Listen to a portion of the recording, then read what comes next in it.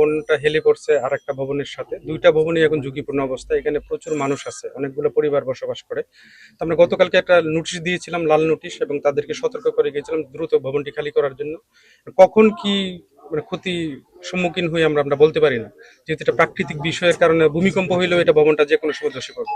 জন্য আমরা আজকে সবাই ম্যাজিস্ট্রেট সহ আমাদের পিডব্লিউডি টিম, ইঞ্জিনিয়ারিং টিম, তারপর ফায়ার সার্ভিস, সবাই আমরা এসেছি।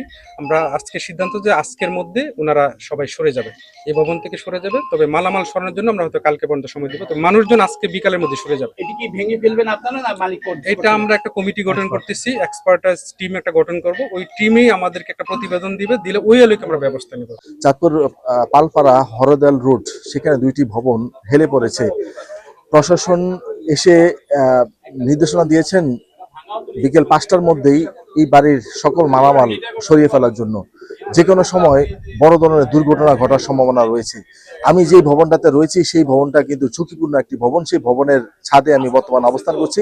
এমনকি প্রশাসন এখানে এসে কিন্তু পর্যবেক্ষণ করেছেন, এমনকি দেখেছেন যে দীর্ঘ 8 মাস যাবৎ এই দুটি ভবন হেলে পড়েছে। এমনকি সেই হেলে পড়ার দৃশ্য কিন্তু সামাজিক যোগাযোগ মাধ্যমে ভাইরাল হওয়ার পর প্রশাসন এসে নির্দেশনা দেওয়ার পর বলেছেন যে খুব দ্রুত গতিতে যেন মালামাল সরিয়ে নেওয়া হয়, আর না হলে কিন্তু প্রশাসন পরবর্তীতে সিলগালা করবে বলে যেমনটা বলেছেন।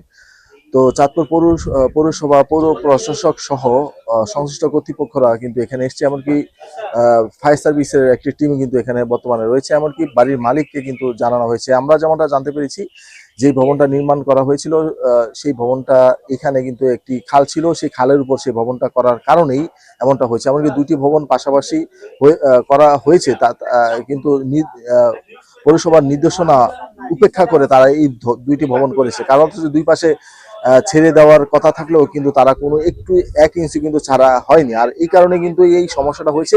পাশাপাশি এই ভবনটা যে নির্মাণ করা হয়েছে সেখানে অনেক গাফিলতি ছিল বলে যেমনটা জানতে পেরেছি। এমনকি এই ভবনের মালিক ছিল প্রবাস থেকে এসে তিনি কিন্তু এখন বর্তমানে এই ভবনে কিন্তু অবস্থান করছেন। তো চাঁদপুর পালপাড়া হরেদল রোডে এই ছিল আমার কাছে সর্বশেষ। প্রশাসনের নির্দেশনা দিয়েছে খুব দ্রুত গতিতে যেন আসবাবপত্র, মালামাল সহ যারা বসবাস করছে তাদেরকে সরিয়ে দেওয়ার নির্দেশ দিয়েছে। এই ছিল আমার কাছে সর্বশেষ। ফাহিম শাওরিন কৌশিক, এটিএন বাংলা, চাঁদপুর।